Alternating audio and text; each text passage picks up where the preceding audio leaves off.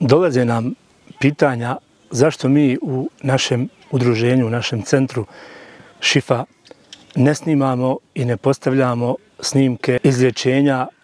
duhovno-duševnih bolesti, to jest sihirsko-džinskih napada. Zašto ne postavljamo statuse, zašto ne postavljamo snimke takve vrste? Ovom prilikom želimo da damo odgovor zašto mi ne pišemo o tim izlječenjima, niti snimamo, niti postavljamo snimke takve vrste na društvene mreže. Pomaganje ljudima u liječenju duhovno-duševnih bolesti spada u dobra djela. Dakle, to je jedna vrsta dobrih djela, jedna vrsta ibadeta. Onaj ko imalo poznaje islamsko učenje, onaj ko imalo poznaje kuransko-hadijske tekstove, jasno mu je da su dobra djela koja se urade tajno bliža i veća je šansa da ih Allah dželešanuhu primi nego ona djela koja se iznose javno, nego ona djela koja iznosimo pred ljude. Dakle, obzirom da je pomaganje ljudima pri liječenju duhovno-duševnih problema jedna vrsta dobrih djela, moramo nastojati da ta dobra djela radimo tajno, odnosno da ih ne iznosimo u javnost. Iznošenjem naših dobrih djela u javnost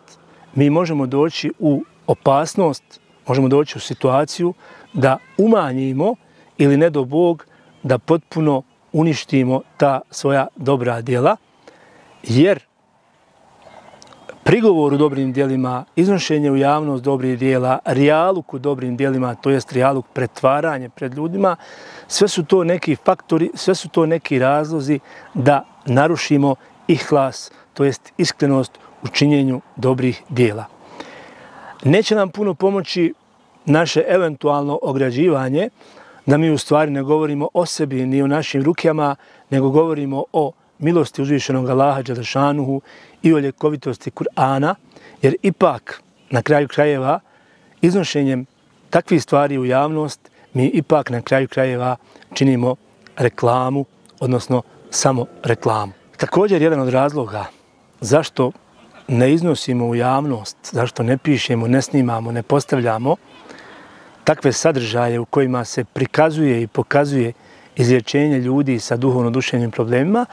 jedan od razloga jeste i to što su uzroci duhovno-duševnih problema raznoliki. Nisu uvijek sihir i džini krivi za naše duhovno-duševne probleme. To je jedan širok spektar uzroka i razloga. I ako bismo mi svako poboljšanje i svako izlječenje ljudi sa duhovnim problemima pripisivali liječenju sihira, uništavanju, spaljivanju džina i tako dalje, time bismo bili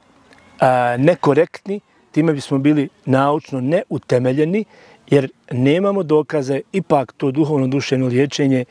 čišćenje sihira i tako dalje, jednim dijelom zadire u gajb, u nevidljivo. A naša tvrdnja,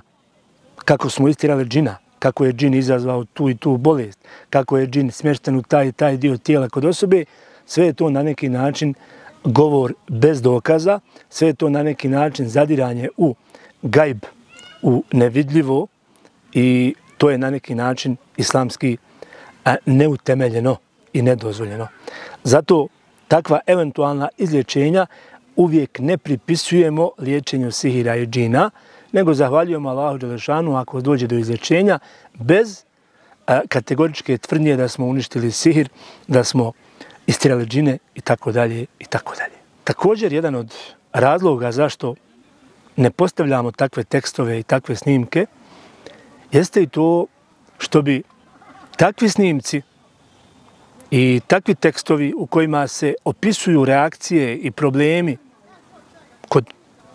osoba sa takvom vrstom problema, što bi eventualno takva pisanja i takvi snimci kod osoba koje su sugestibilne i koje su psihički i mentalno osjetljive, senzibilne, što bi takvi snimci, takvi tekstovi